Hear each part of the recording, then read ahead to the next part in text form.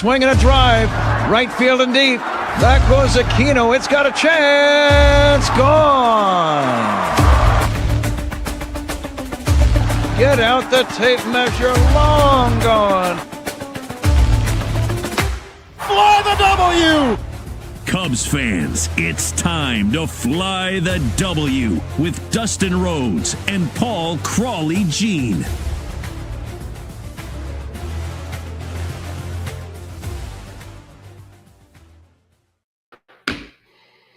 This is episode 44 of season number 4, the 2025 Cubs. Ready to start the second half, Crawley. Don't forget to listen, download, subscribe. Most importantly, review the podcast. Follow on all the socials. I'm at Mullion Hall on X. You can follow me on Crawley's Cubs on X, Blue Sky, and TikTok, and Crawley's Clubhouse on Facebook, Instagram, YouTube, and Threads. You can email us at crawleysclubhouse@gmail.com. And if you're watching this on YouTube, make sure to hit that subscribe button. Yes, please hit that subscribe button. All right, Crawley. We the other day got together ahead of the home run derby. We drafted a team each. We'll get to that in a little bit, but let's catch everybody up on home run derby and how it was set up, and then of course how it played out. Well, what did you think about the setup as far as it goes? I mean, when you talk about the rules here, it was interesting. I liked it better than the bracketing. Mm-hmm. I thought it was a little long, like two built-in breaks before the person was done, and then at the end, they got extra pitches if they hit certain criteria. Right. Not exactly sure how they measure all these home runs. That'll be something we're going to talk about as well. We had a swing off. We'll get into that later in the All-Star game. That's a tease. But we should have had a swing off in round 1 of home run derby. Right. So the way that the rules worked is that in the first round, right, like you said, no more brackets in the first round. Just whoever hits the four guys that hit the most home runs move forward, right? So you're allowed 40 pitches, which have to be thrown in 3 minutes or less to hit as many home runs as possible. And like you said, there is a 45-second timeout. Then there's a bonus period, right, after time expires. And they try to hit as many home runs as possible before they record 3 outs, any swing that's not a home run. There's no time limit in the bonus period, but if a contestant hits a home run that travels at least 425 feet during a bonus period, they earn an additional out to work with. Now, ties in the first round are broken by the distance of each contestant's longest home run. Keep that in mind as we talk about this. And so the top 4 contestants advance to the first round. Like you said, we drafted, and because I won last year, I let you go first, and you picked the odds-on favorite, Cal Raleigh. I was very, very chalky. I went with the favorite, Cal Raleigh. Yep. I thought I at least had a good chance. Part of the reason why I thought I had at least a good chance to get out of round 1. Right. Oh, yeah. At bare minimum, I'm going to get out of round 1. That's really why I took Cal Raleigh. Honestly, I thought the rest of it was total crapshoot on who would get out. Well, you picked James Wood, Matt Olson, the hometown guy, and O'Neill Cruz. And then I picked Brett Rooker, Junior Caminero, Byron Buxton, and Chaz Chisholm Jr. was the last man standing. So we got that part right. We both got that part right. We got the Yankee. The Yankee should not have been in there, but after all the guys that did not want to do this and backed out and didn't show up and left early, I will give Jazz his due for at least showing up. Well, I got to tell you, I thought that when, you talk about the start, right? Who's going to get the start? And it was James Wood, and that was a tough draw for a young kid. You know what I mean? I thought he was going to do better than he did. He got 16 home runs. And then Cal Raleigh did 17, and Brett Rooker got 17. And the top 4 then were Junior Caminero, my guy with 21, O'Neill Cruz, your guy 21, Byron Buxton, my guy 20. But this is where, like you're talking about, things start to go a little bit crazy here. The Raleigh advances. He has 17, and so does Brent Rooker. And I thought that one of those 2 guys were going to win, Cal Raleigh or Brent Rooker. I thought those were the 2 guys that were most made for this. Raleigh's longest home run was 0.08 feet longer than Rooker's longest home run. I mean, how do they know that? I mean, really? I mean, who's got a long enough tape measure? right? I mean, are all these balls microchipped? I mean, seriously. I mean, I know it's an estimate, but when you're getting that nitty gritty on an estimate, I mean, there could be a 30 for 30 of this in the future. Well, Raleigh hit one supposedly 470.62, and Rooker hit one 470.54.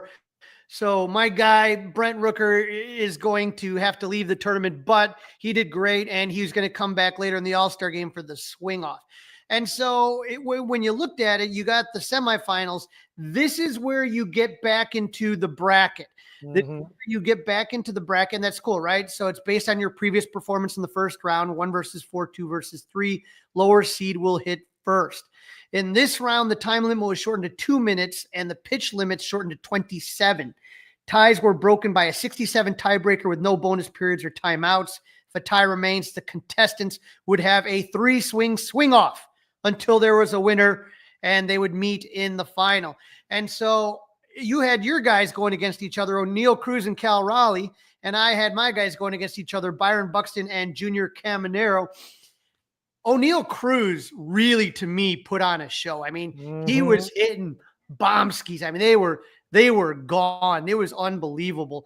And Cal Raleigh, I mean, first round, he switched between left and right, but after that, he figured it was more of a left-handed hitter's park, so he stuck with the left. So he gets 19 to O'Neill. Interesting if they'll let that continue, right? I wonder if they'll let people continue to switch hit. Like, if you want to take a turn lefty and then take a turn righty, okay. But to be able to switch hit in the middle might be a little bit unfair.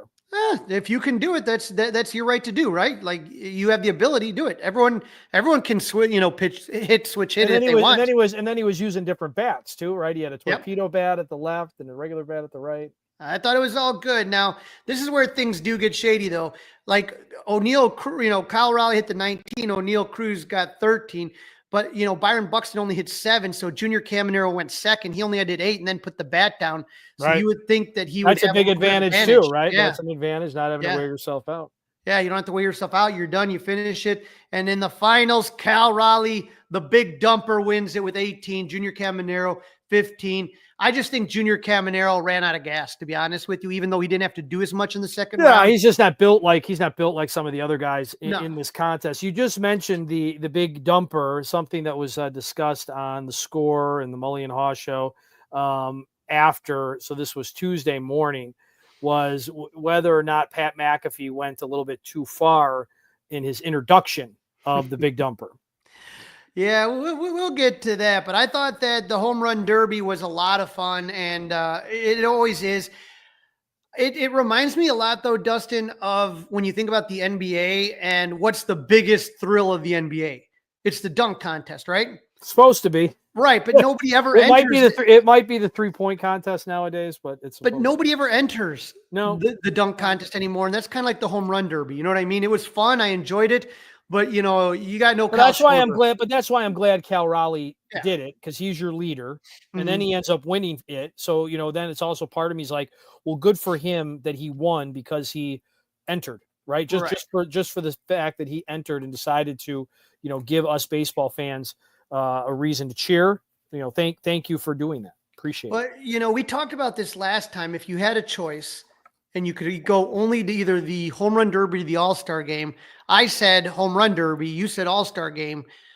But honestly, I think this time around, it would have been more fun to go to the all-star game than the home run derby.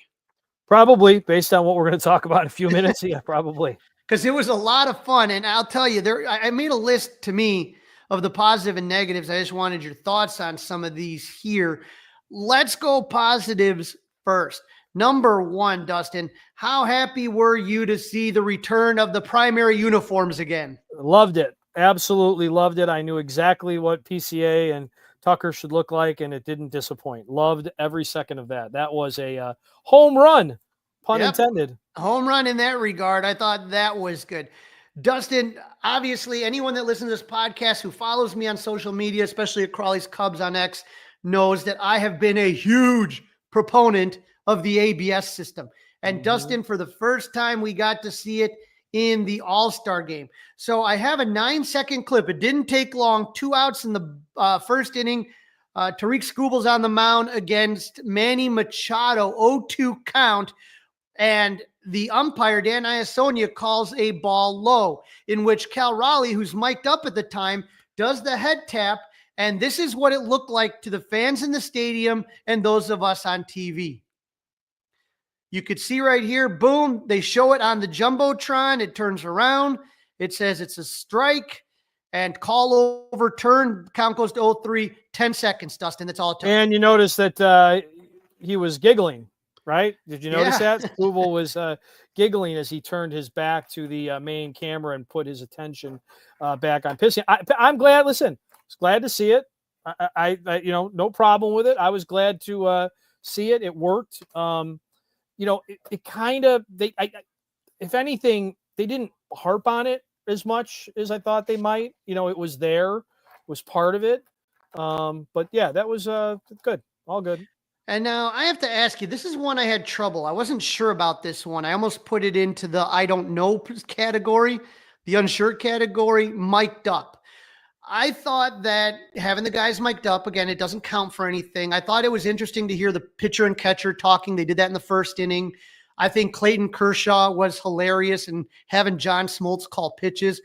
PCA, we are blessed that we get to hear PCA all the time here in Chicago, but for maybe national fans, they got to hear PCA. I thought that was pretty cool.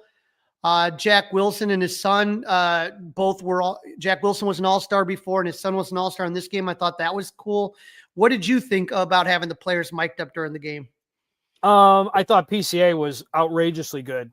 Kind of weird to have a pitcher, but it's okay. I mean, it is an exhibition at the end of the day. There's nothing on the line other than bragging rights. So I was okay with it. I mean, there's nothing negative.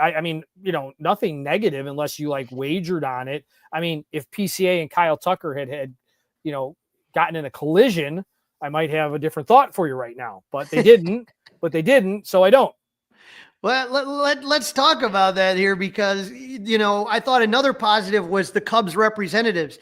I thought they looked great. Kyle Tucker robs Cal Raleigh of a hit in the second.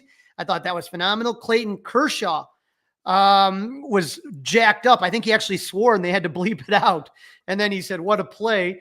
PCA doubled against Carlos Rodon.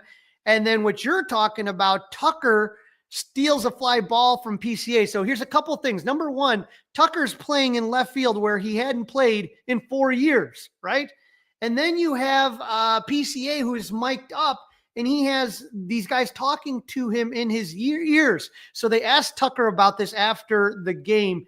And here's what Kyle Tucker had to say. A little bit. Yeah.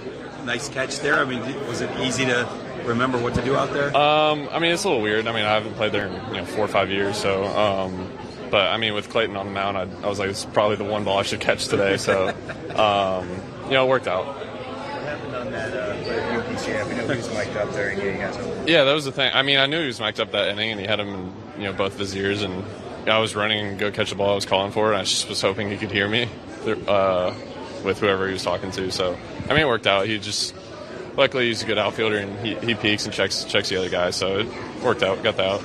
We just saw you chatting about I mean, that was just crazy because anyone that watches the Cubs, I always get mad because it always seems like PCA gets in the way, or not PCA, Ian Happ gets in the way of PCA, where I'm like, everybody move out of the way. And I think Kyle Tucker does a really good job of that. When PCA's coming, I think there's good communication between those two guys. But PCA couldn't hear because they're talking to him and the stadium's loud. And it was actually Kyle Tucker that made the catch. So that never really happens. So I thought that was fun to see. Another positive I had was the Hank Aaron 715 tribute. What did you think? Very well done. Very well done. Excellent. For those that didn't see it, really, I would recommend going on YouTube. You could find it really easy. But this is kind of what it looked like right here. And they had the image projected on the baseball field. They had the radio calls. They had the TV calls. Great hearing Vin Scully. They replayed home run number 715. And it had like a fireworks shoot off the same way that Aaron's home run went. I thought it was brilliant. And I've seen this on hockey before, like them do that on the ice. I don't remember ever seeing it on a baseball diamond. Do you? I do not, Crowley. I do not remember seeing that at all. Sorry, I muted myself there for a second. No problem. I thought though that was just an absolute great job of MLB to put that, obviously.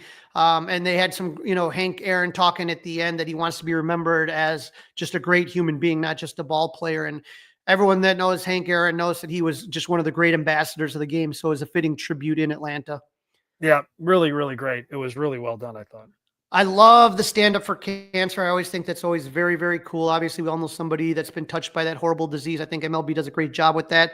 And then when you talk about the game, Dustin, when's the last time we've seen that many home runs, that much action in a game?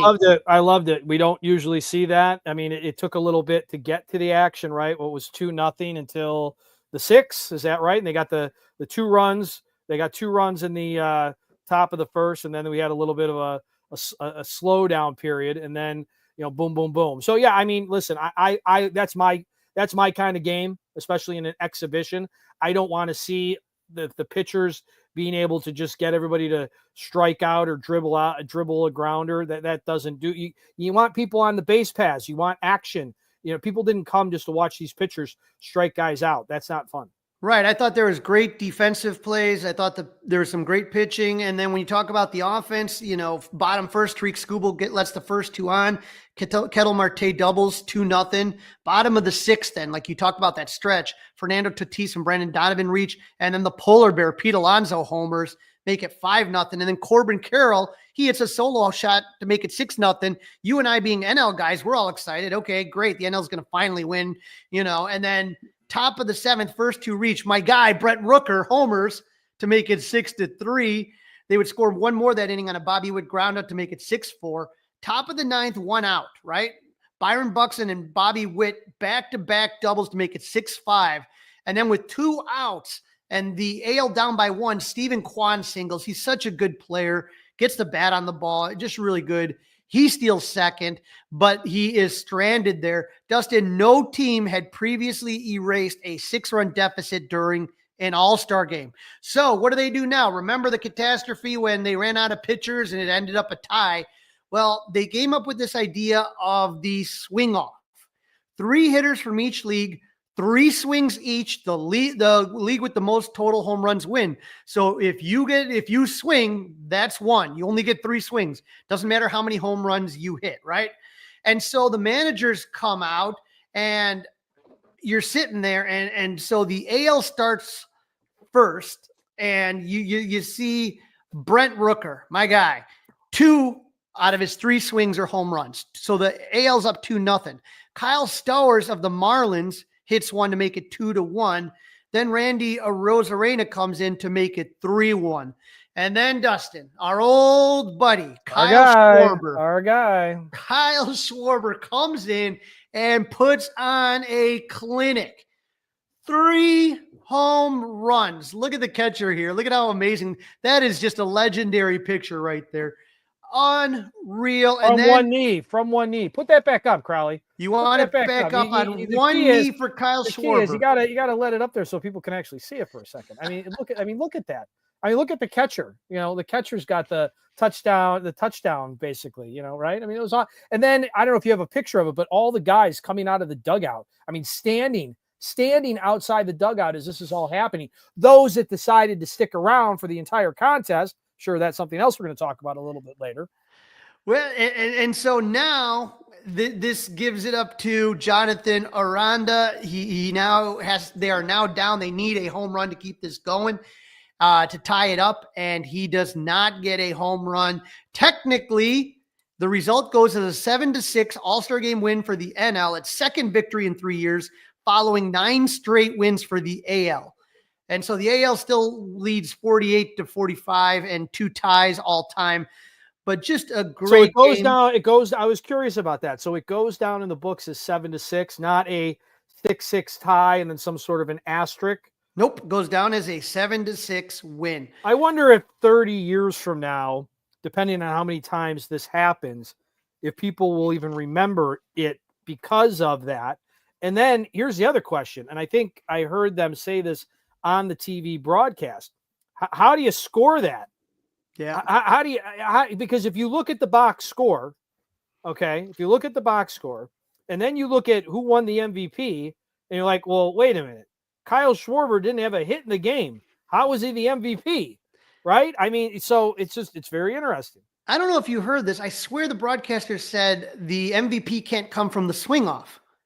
And then all of a sudden, Schwarber is the MVP, which, I love Schwarber. But take a look at this, Dustin. This is from Marquee. Kyle Schwarber is homered in the NL wildcard game, the NL Division Series, the NLCS, the AL wildcard game, the AL Division Series, the ALCS, the World Series, the World Baseball Classic, and now the All-Star Game swing-off. And, Dustin, he should have won the home run derby and was robbed by Bryce Harper and his dad, cheating, throwing the balls when they shouldn't have. But I have an interesting... a little early, right? They were throwing a little too... He was just telling them to ignore it and throw. They were supposed to wait till they left the ballpark, right? Yeah, and his juiced-up dad kept throwing them. But I will say this. I got a question. We know very shortly they will be announcing in a couple of weeks that Wrigley Field will host the All-Star Game, 2027. Do you think, Dustin, if the home run derby in 2027 is at Wrigley Field, do you think Kyle Schwarber throws his hat in the ring? I sure hope so. Why not? Right? He hasn't in a few years. He hasn't done it since then, since he got robbed. I mean, he'd be, going to be a couple years from. Yeah, I hope so. I hope everybody wants to. I hope all the guys want to try to hit it out at Wrigley Field, right? I mean, right? Everybody should want to have that opportunity. Now, let's talk a little bit about a couple negatives because there were a few, right? Pat McAfee, you mentioned him. I am sorry. I saw this tweet and I have to put it up here. It's from Nick_Field90. Kids today don't realize it, but you used to be able to turn on ESPN and not see Stephen A. Smith or Pat McAfee. They were glorious times. All right. Now that's different than this. Here's the good news. We didn't see Screamin' Steven on the baseball game. Right. I think the home run derby is even a little bit more of an entertainment factor and an exhibition than the actual game itself.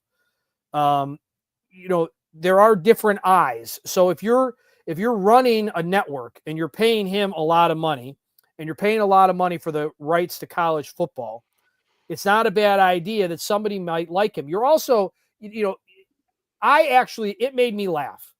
I laughed over it. Now, was it unprofessional? Sure. But, people used to hate Chris Berman doing the home run derby, and I imitated it the last time. I'll do it, back. Oh! Like Carl Ravitch, I have nothing against Carl Ravitch, but Carl Ravitch doing the home run derby. I mean, Crowley, it's long enough as it is that was boring. I'm just saying. So be careful. Be careful what everybody else. I mean, I would have loved to have heard what he would have done for PCA. I'm just saying that there has to be someone. I mean, do we have to see Pat McAfee or is it Stephen A. Smith all the time? I'm just saying, is there, Big Poppy and somebody else? Could you have done something that would have made it fun? Right. But I'm saying, let's take a step back. Let's really talk about this for a second. The game was on the home run derby's on ESPN. Mm-hmm. The game is on Fox. Yes. Okay. So let's just focus on the derby because it's on ESPN. Who would you wanted to have done the intros? There could have been somebody from Hollywood. There could have been a music artist. There could have been anybody. I'm not a big Pat McAfee guy. I'm sorry. I know that ESPN has at least he their had money in their sleeves on. wagon, did he have sleeves on when he did the introduction? I don't even know. My eyes were rolling so far back in my head. I couldn't really pay attention. We'll agree to disagree on that one. What was another negative you had, Crowley? Players leaving early. Yes, thank you. Come on, give me a break. Give me a break. When Aaron Boone and Dave Roberts come out and they're the announcers out there saying, okay, who are your choices for the swing off? And I'm sitting there and all of a sudden, it was Aaron Boone first. He's like, Brent Rooker. Yep, I would have had the same guy. Randy Arozarena. Sure, I think Randy Arozarena. Okay, kind of, yeah, maybe. And then Jonathan Aranda. What? Well, so here's what happened. 11 home runs, but he was there. You had to pick guys that were there. No. After doing some reading, this was decided on Monday. Now, they may have known these guys weren't going to be there, right? They may have known guys Boone may have known Judge was leaving. So on Monday, you named 3 players and an alternate in case of in the National Leagues. We're going to go over that in a second. One of their guys got hurt. So that's how we got to the different guy in the National League. Kyle Stowers. Yes, because the guy from the Diamondbacks got hit in the hand by the White Sox pitcher. Okay, so and Eugenio Suarez, right? Yeah, he was supposed to be part of it, but he was out because he got injured. So that was the guy in. I ended up reading a bunch on this during the show. I didn't know any of this until after the fact either. But this was not, and they really hid. This thing has been kept under wraps big time. How it was going to happen, how it was executed. Nobody knew. The broadcast might have known this was the opportunity, like this was a possibility, but I don't think they understood the process that this was decided on Monday. Here's the other part that's interesting after the fact. Do you remember who was on deck? Who was on deck when the American League got their third out? Who was on deck? Cal Raleigh. So Cal Raleigh hadn't left. Cal Raleigh was still around. So you wonder, is it because Cal Raleigh participated in the home run derby that they didn't even bother to ask Cal Raleigh? Or, again, Boone's not going to sell him out. They may have asked Cal Raleigh to do it, and he might have politely declined. Also, after the game, found out that Bobby Witt Jr. was disappointed that he was not asked by Boone to be part of it. So there was all this stuff out there on social media that the American League wanted to fire the Boone because of how the home run swing off went. When I think about it, though, could you imagine now Schwarber and Alonso 100% you put in there, right? Mm-hmm. And then can you imagine if you would have had Shohei Ohtani for 3 swings? Oh, right. Yeah. And then for the AL, Brent Rooker I would have had on there. I would have had Cal Raleigh, but imagine if Aaron Judge would have been on that those 3 on 3. I mean, that would just been unreal. Now, Dustin, there was some controversy, and it was because of our guy, Matthew Boyd. Matthew Boyd decided because of his inning load, he was not going to pitch at the All-Star game. He was there with his children, smiling, having a lot of fun, great time, very happy for him. But in his place, they have Brewers phenom Jake Mizorowski, who played in the All-Star game after just 5 career big league games, the fewest ever for a first-time All-Star. Now, there was a lot of people that were angry, like, how can you be an All-Star after 5 games? And there was other people angry about the fact that there's probably some other very deserving players that may not have another chance in an All-Star game.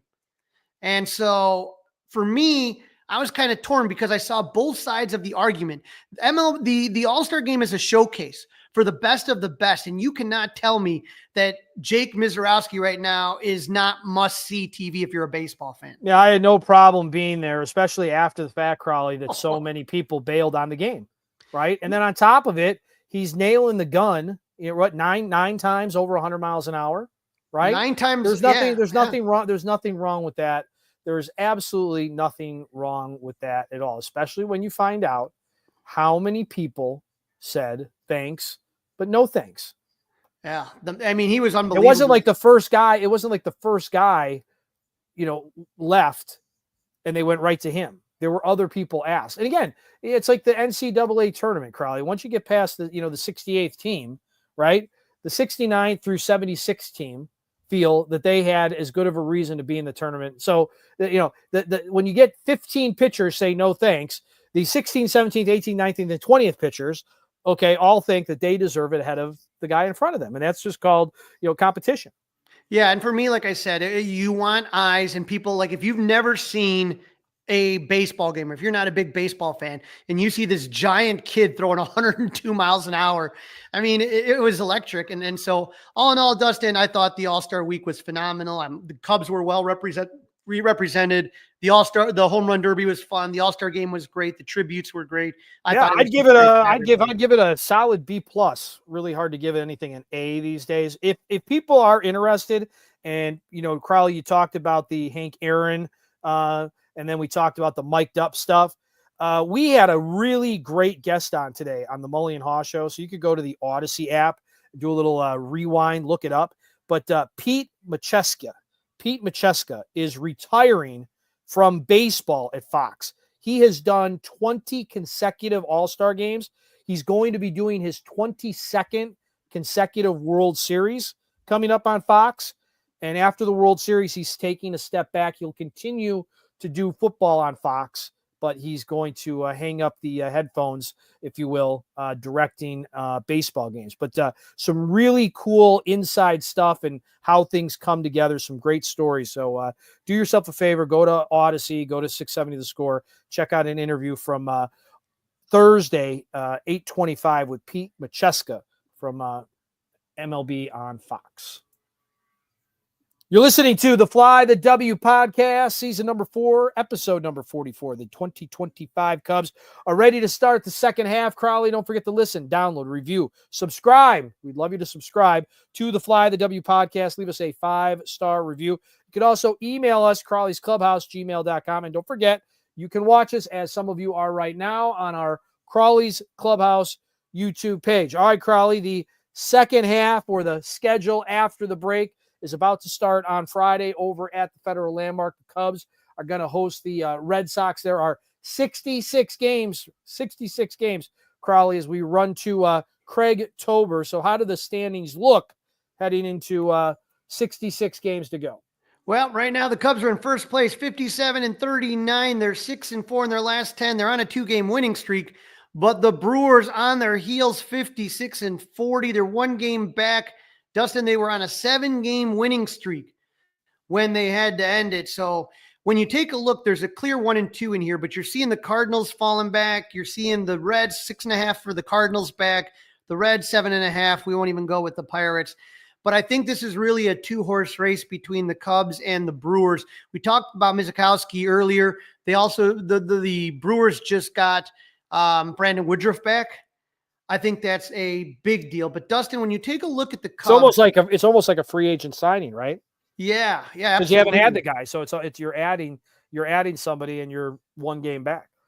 Right. And so when you kind of take a look at the schedule and how everything is played out, we talked a lot earlier about how the Cubs had these very difficult schedule to start the season. It was the hardest rated schedule of them all. And you got to be happy with where the team is at this point in time of the season to be 55-41. They have the best run differential in all of baseball at +119. And they're 30-16 at home and 27-23 on the road. Now, again, the one thing to worry about is that against teams with a winning record, they're 27-28, 1 game under 500. Whereas the Brewers are 33-17 at home. They're even 500 on the road at 23-23, but they're 28-22 against teams over 500. So like you said, having Brandon Woodruff back is like getting a new free agent, all this stuff. I think it's going to be a crazy run. Now, the advantage for the Cubs is they have the easiest schedule in the second half. And so they're going to sit there. They have one of the easiest schedules in the second half as compared to one of the hardest in the first. Now, you're still going to have to show up and win these games. But when we kind of look back at this season so far, it was a weird one because it started in Tokyo, right? You had that 2-game series and they lost both games. And then they come back and they had like a week of spring training. And then they go to Arizona at the end of March. And I was there. They split 2 out of 4 games, but they really should have won that series. That was tremendously frustrating. But then came April. And we look at April. They were 18-13, 9-7 at home and 9-6 on the road. And when you looked at that April schedule, that was the one that just seemed like a gauntlet. And they won series against the A's, the Padres, the Rangers, the Dodgers, the Padres, the Diamondbacks, the Dodgers again. The only loss the entire month of April was against the Phillies. That was the only series loss. And then if you take a look in May, they continued it. They beat the Brewers 2 out of 3. But then they had a week where they struggled. Lost 2 of 3 to the Giants, lost 2 of 3 to the Mets. But then that really difficult part of the schedule from the beginning of April all the way until the second week of May, then the schedule got easier. They beat the Marlins in a series. They beat the White Sox, beat the Marlins again, beat the Reds, beat the Rockies, and then beat the Reds again. So that was pretty easy. But then the Cubs kind of got in this June swoon. If you look at the record, that's the only time they weren't above 500, 13-13 in June. And the only time they had a losing record, they had a 7-9 record on home and 6-4 at home. So 7-9 there. So you kind of saw the offense really kind of struggle in June. They lost series against the Tigers, the Phillies. They won a 4-game series against the Pirates. They split a series with the Brewers. There's a rain out that has to get made up. Lost to Seattle, split a series with the Cardinals, and lost to Houston. But then they come into June. They have an awesome homestand, taking 5 of 6 against Cleveland and St. Louis. But then they go to Minnesota. They drop 2 of 3. And then we talked about this on the last show. They lost that first game to the Yankees 11-0. And then they're able to come back and take the last 2 games of the series. So now when you take a look at this, Dustin, and you look at the Cubs' schedule, couple things. Not only is their schedule relatively easier than the first half, they don't travel a lot in the second half, right? They open up with a homestand against Boston and KC at home. And then they have the White Sox and the Brewers on a road trip. That's not really far, right? Right. And speaking of those Brewers really quick, we looked ahead a little bit. Again, this is ahead following the Sox series, which I believe is in 2 weekends from right now. This weekend, it's the Red Sox. Next weekend, it's the White Sox. But after that, they go up to Wrigley North past the Cheddar Curtain. And in game number 2, the Miz is supposed to be starting. Against the White Sox. Beautiful. No. Against the Cubs? Against the Cubs. Cubs. Great. Yeah, in game. But they also, just for what it's worth, they have Chris Flexen starting game number 1 of that series. But again, listen, that's going to be also right before. That's also right before the trade deadline, I believe. Right. But the Cubs don't have to travel farther than St. Louis until August 12th, where they go to Toronto. Yeah, that's good. I think they had something like that not too long ago, a season, or, they had after the break, they had something very similar. Yeah. So I think, honestly, it's been when you think about having the fact that you lost Justin Steele in April, you had to go a month and a half without Shota. You're now without Jameson Taillon. You haven't had Miguel Amaya for over a month.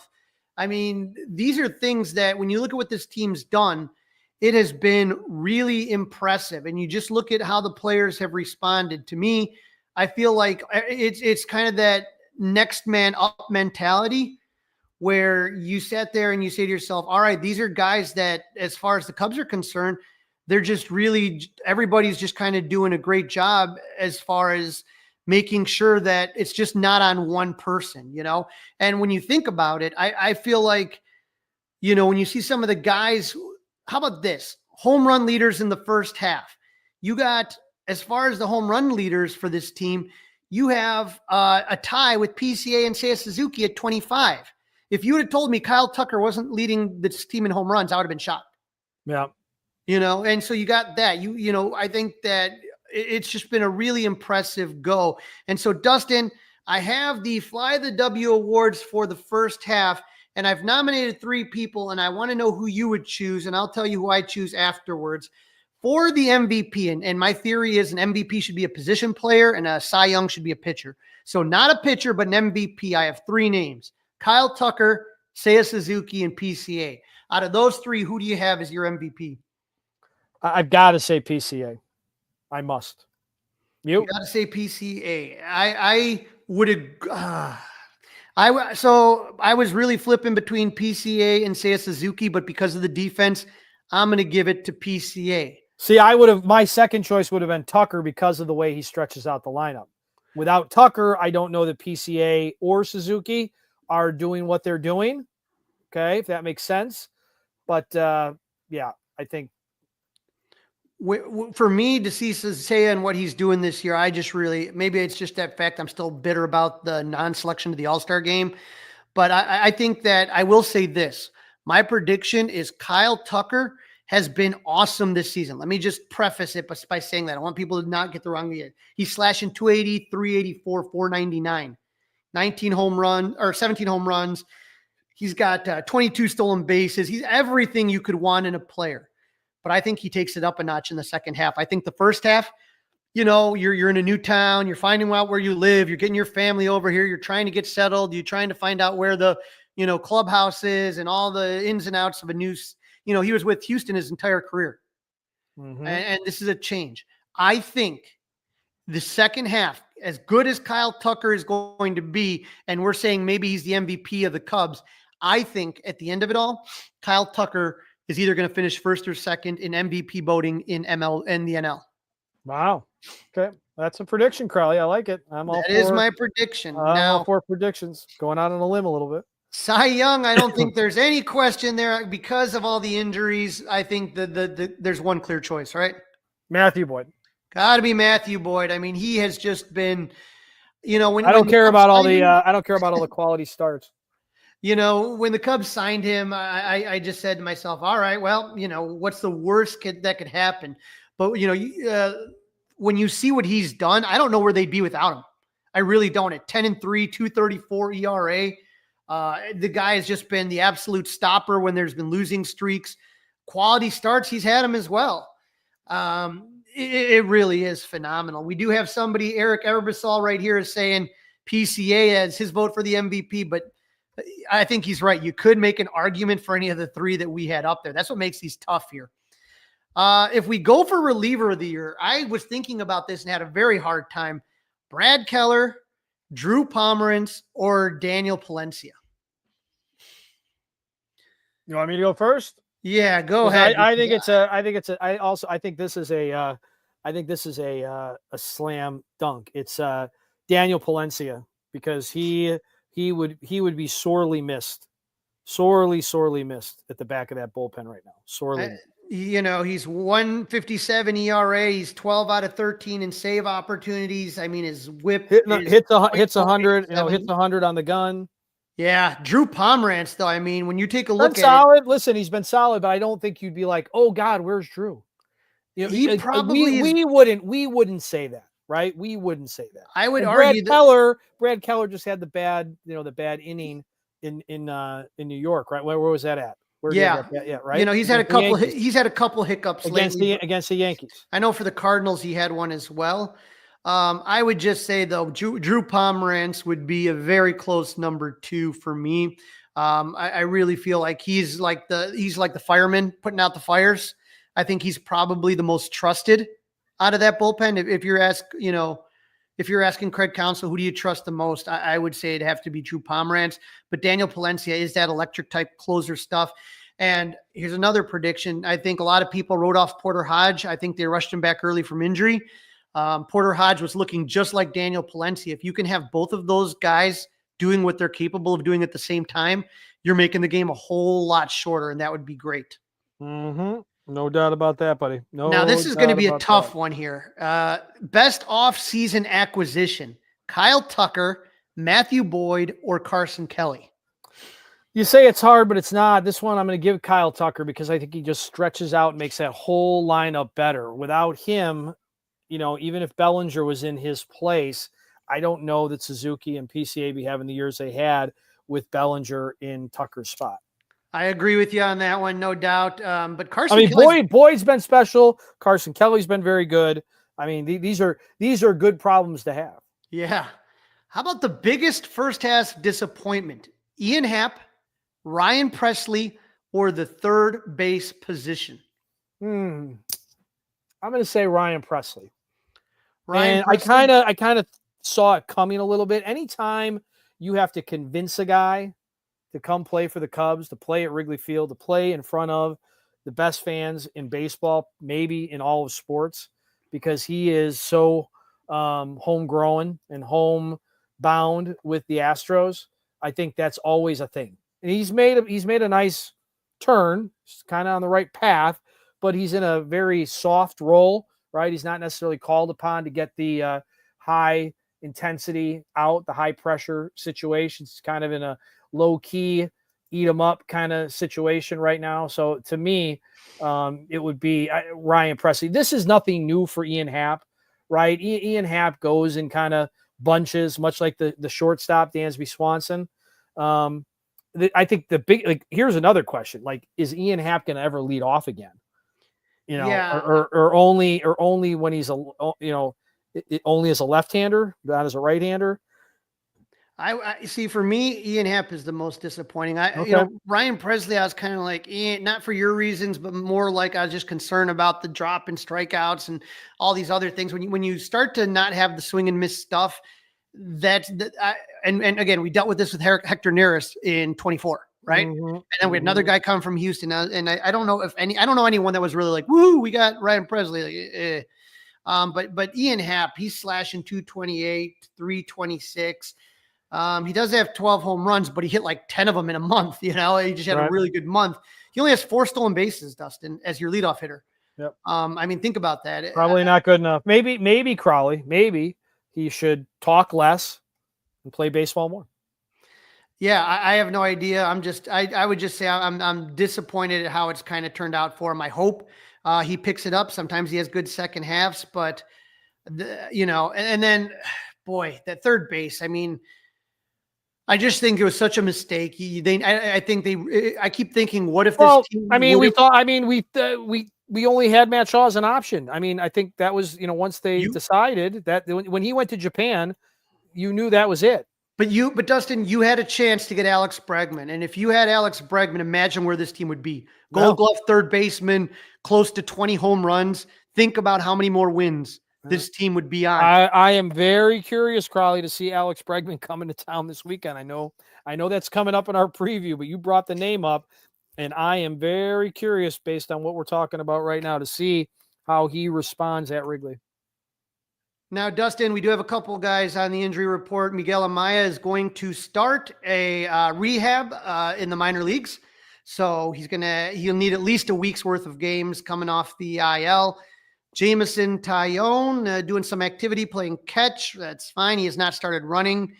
They're going to have a plan in place for him after the All-Star break.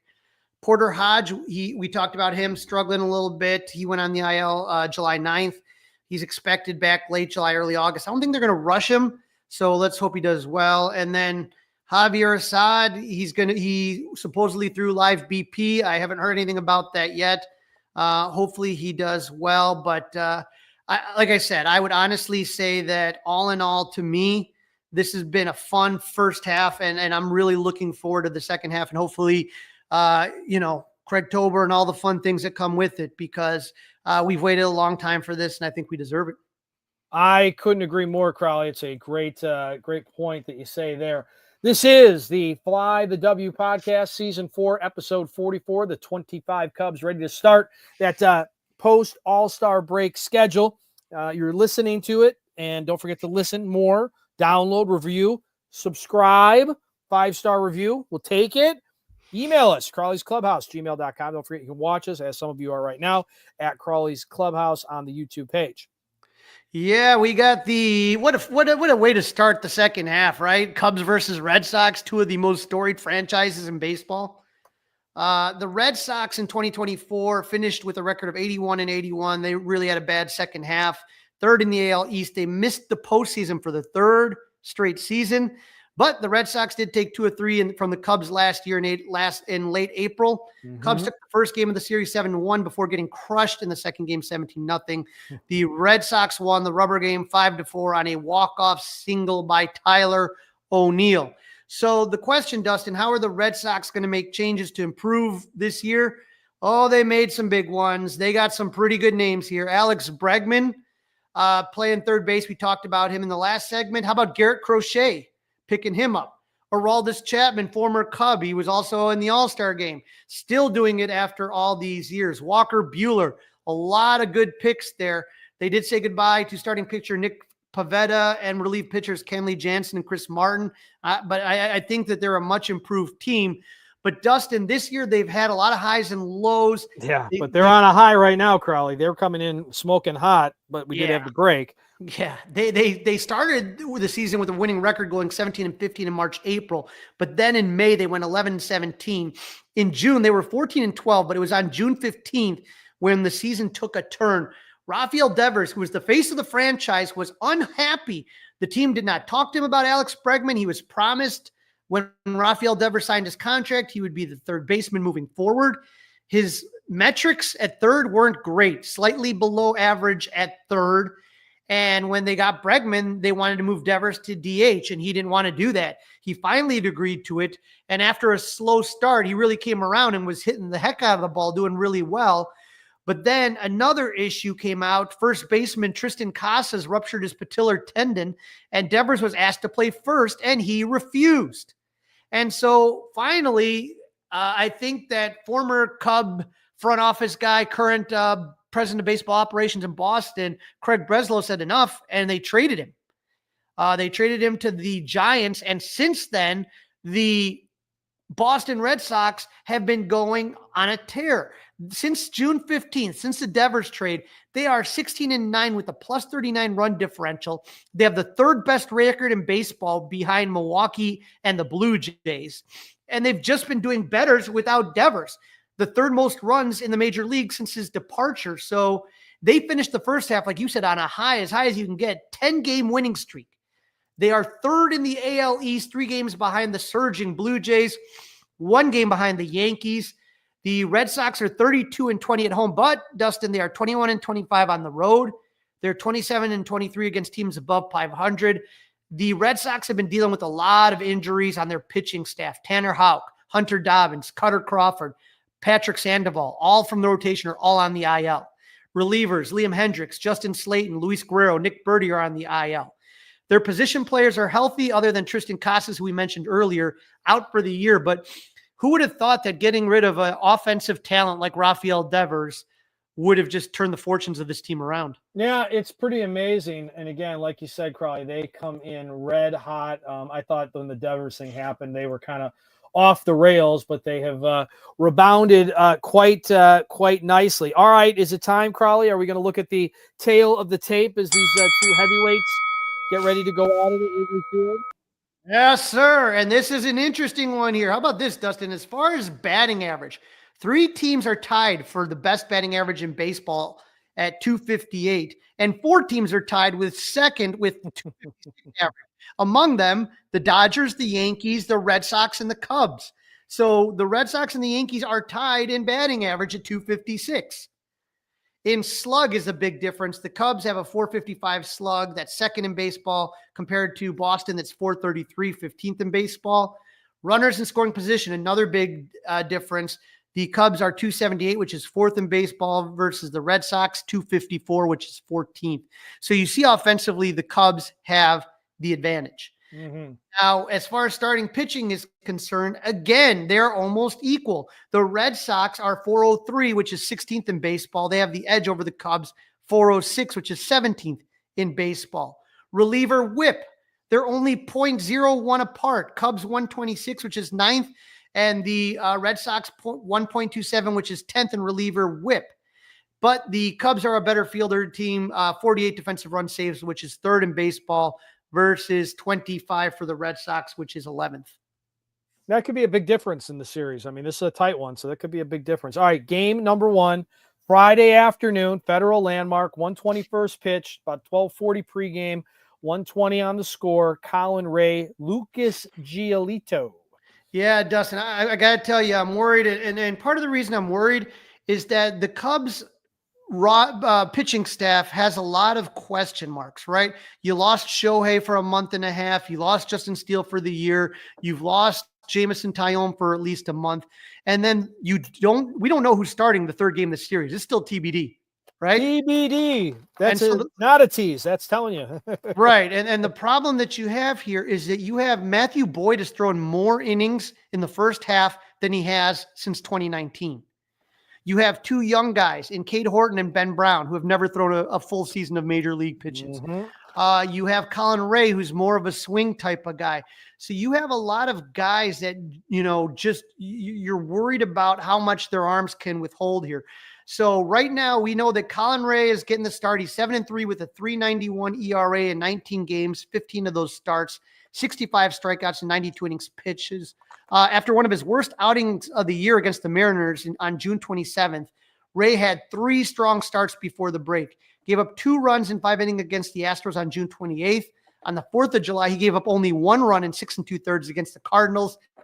And he finished with one of his best starts of the season, giving up 1 run in 7 innings against the Twins. Colin is 1-0 lifetime against the Red Sox in one game last season. He didn't start, but pitched 5 2/3 innings and gave up 2 runs.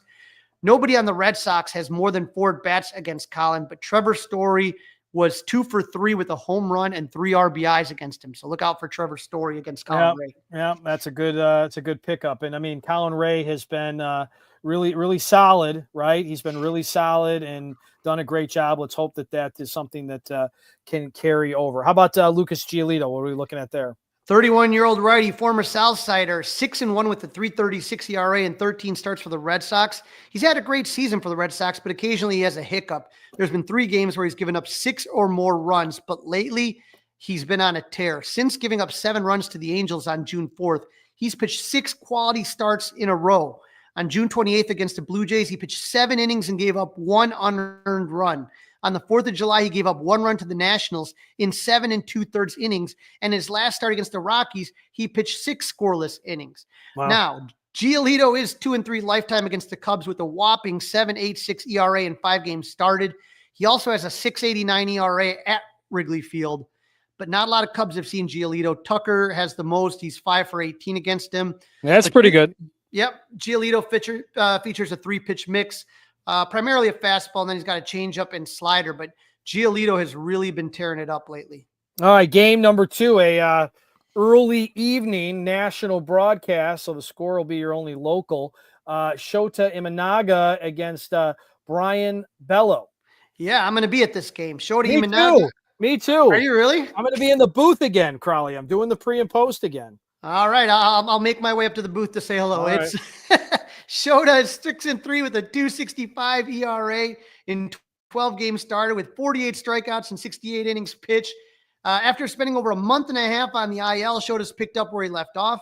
On July 2nd, he had his roughest start since coming back. He gave up 3 earned runs, all solo home runs, in 5 1/3 innings of work. But on July 8th, he gave up 2 runs in 6 innings against the Twins. And in his last start before the break, he only gave up 1 run in 7 innings of work against the Yankees. Shota's 1-0 lifetime against the Red Sox. His one start was last season when he gave up 1 run in 6 1/3 innings of work. No one on the Red Sox has more than 3 at-bats against him, and no one's really done damage. All right, so tell us about this Bello guy. Yeah, Brian Bello is a 26-year-old righty with a 6-3 with 3.14 ERA in 16 games, 15 of those starts, 70 strikeouts in 91 2/3 innings pitched. Bello's pitched well all season, but in the beginning of the year, he wasn't really expected to be starter. He came there because of injuries, but he obviously wasn't able to go very deep. So 4 or 5 innings to start off. But ever since June, that hasn't really been a problem. 7 of his last 8 starts have been quality starts. On July 1st against the Reds, he did not have a quality start, but he gave up 2 runs in 5 innings pitched, picked up the win. On July 8th against the Rockies, he pitched a complete game, gave up only 2 runs. And then his last start against the break, he gave up 1 run in 6 1/3 innings against the Rays. Now, Bello's only faced the Cubs once in his career. He made a start against them in 2023. He gave up 3 runs in 6 innings. The only Cubs that have more than a couple of bats against him are not really everyday starters. Vidal Brujan is 1 for 10 and Justin Turner's 3 for 6 against him. But I can't see Justin Turner getting the start against a righty when you have Michael Busch who's doing. No. Now, Bello he's a hard thrower who induces a lot of ground balls. So you got to get the ball up against this guy. His best pitch is a sinker that averages 95 miles per hour. His 4-seamers 94. He has a sweeper and a changeup. So tough matchup here. All right, that's game number 2. Game number 3, back to a day game. This is on Sunday. And the old TBD versus Garrett Crochet, who we've mentioned a couple times, I think, in this podcast. Yeah, but now, is it going to be Matthew Boyd or is it going to be Chris Flexen? Or is it going to be Jordan Wicks?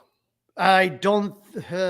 Well, I mean, I'm just saying, why not? Why Chris Flexen and not Jordan Wicks? I feel like they're going to be more committed to Chris Flexen, in my opinion. Okay. That start against New York, he gave up 3 runs, but I want to say 2 of them was to Cody Bellinger, who had almost a 4 home run game, had a 3 home run game. I would, for what it's worth, I would save Boyd for a division game. All right, and yeah, with this break, you give him let's figure out how to make sure he pitches against the Brewers when we've got that series coming up in a couple of weeks. Yeah, I don't disagree with you on that. Line it up so you get Shota and Boyd in that in that matchup somehow. Yeah, it'll be interesting. And so I think it's going to be Chris Flexen is my guess, but we're not sure. We are sure for the Red Sox, Garrett Crochet, another former Southsider, 26-year-old lefty who is 10-4 with a 2.23 ERA in 20 games started with a whopping 160 strikeouts in 129 and a third innings pitch. I mean, I don't know how this guy didn't get the start for the All-Star game for the AL. Right. Go look at the numbers. Could have easily started. Yeah. Crochet represented the Red Sox. Like I said, he did struggle a little bit near the end of the first half, but struggling for him is not bad. And against the Reds on June 30th, he gave up 5 runs in 6 innings. On July 6th, he gave up 2 runs in 5 innings against the National, but he finished the half strong against the Rays. A 3-hit complete game shutout. Don't see a lot of those anymore, Dustin. No. Crochet is 0-1 lifetime against the Cubs in 4 games. Only one of those to start with a 12.79 ERA. Last season, when he was with the White Sox, I don't know if you remember this, Cubs tagged him for 7 runs, 4 homers in 2 1/3 innings. It was stunning. Not a lot of Cubs have many at-bats against Crochet, but Ian Happ is 3 for 4 with a double and a home run. But Crochet does have elite strikeout stuff, extreme strikeout pitcher, 4-seamer that averages 96, a cutter, a sinker, and a sweeper. Very good. All right, so that's the pitching matchups. That's what's set. Before we get into the predictions, let's get into a little hot and not, even though the hotness and the coolness may have worn off over the break. I really don't think there's much we can kind of say about the hotter than not. Prior to the doesn't break, carry over, right? It doesn't really right. carry. Yeah, you've been sitting around here. So I mean, prior to the break, if you take a look at some of the guys, Ian Happ had a nice little run, 3 for 7. Carson Kelly was warming back up, 4 for 10 with a home run and 2 RBIs. Those were the 2 hot guys. And then Michael Busch and PCA were struggling a little bit going in. Michael Busch 1 for 9, PCA 1 for 12 going into the break. But, we can't really put a lot of stock in this. And then for the other side, Red Sox, Trevor Story was hot. He was 5 for his last 9. 556, 600, 667. There's a kid that you want to really be paying attention to. He's the Red Sox version of PCA. He's Cedena Rafaela. He's their center fielder, and they just love him in Boston. They are furious. They felt he was snubbed as far as the All-Star is concerned. He was 4 for his last 11 with 2 home runs and 5 RBIs prior to the All-Star break, slashing 364, 909, and just makes a lot of fantastic defensive plays. I was on the Pesky Pole podcast yesterday talking with some guys, and they were they talk about Cedena Rafaela like we talk about PCA. All right, very good. So just keep in mind. And then on the cold list on that side, Jaron Duran was cold. He was hitting 200, but Masataka Yoshida was 1 for his last 10, but they have been really having a trouble with first base. Obviously, I think that if you think about, when we talk, we're going to be talking plenty coming up in the next couple episodes about the trade deadline. We know the Cubs need starting pitching and a third baseman, but the Red Sox are desperately in need of a first baseman. They don't have a first baseman that can hit a lick right now. All right, Crowley, let's get some predictions. You go ahead and go first this time. So I will say this. Even though the Red Sox were 10-0, I feel like that's the worst time to have the All-Star break when you're on a heater like that. You want to keep playing. You don't want to stop. So I don't know. I think this is really always a tough one to predict just because how are the teams going to come out for the break? How are they going to respond? Are you feeling rested? Are you feeling better? Are you a little bit off? Are you not in your swing? And then to make matters worse, we don't know who's starting the third game for the Cubs. If you tell me it's Matthew Boyd, I'm going to say the Cubs are going to take 2 or 3. If you tell me it's Chris Flexen, I'm going to go with the Bo Sox taking 2 or 3. Just to kind of get us off on a good start, I'm going to say Cubs take 2 or 3. But I am very nervous. These pitchers for the Red Sox have been doing really well. But who knows? The Cubs have hit Garrett Crochet before last season, even though he had a great season last season. They hit him before. Is Lucas Giolito going to keep this up? And what is this Brian Bayo kid going to do? They don't have a lot of experience against him. So I think the Cubs will take 2 or 3, but that is with the caveat. I don't know who's pitching Sunday. I appreciate the optimism, Crowley, but it looks like the Red Sox are going with all their best pitchers in this series. So I'm going to give them the nod. And part of it is, again, like you said, we don't know. Is Matthew Boyd pitching? I'm going to go Red Sox win the first and third game, and Shota gets it done because I'm going to be there And on me. Saturday night, and because Crowley's going to be there. So the tag team of the Fly the W podcast will be in the house, and one of us won't be drinking, and one of us will be drinking. You can figure out who that is. So 1 out of 3. You've got it 2 out of 3 for the Red Sox. We'll be back Sunday or Monday with a recap of all of it, Crowley. And that is a wrap. Don't forget, listen, download, review, subscribe to the Fly the W podcast. You got any questions? Well, we'll answer them. Crowley's Clubhouse, gmail.com. You can watch us, as some of you are, by subscribing to Crowley's Clubhouse YouTube channel. Crowley, maybe we'll bump into each other on Saturday night at the Federal Landmark. Otherwise, have a great time, and we will talk soon. Absolutely, Dustin. And I do have a question. I can't email you just yet, but are you going to do pre and post on Saturday? I am doing pre and post on Saturday. Yes, I am the pre and post guy. All right, Fly the W fans, make sure you tune in. Thank you for listening. And I got a feeling we're going to have a lot of fun in this second half. Go Cubs!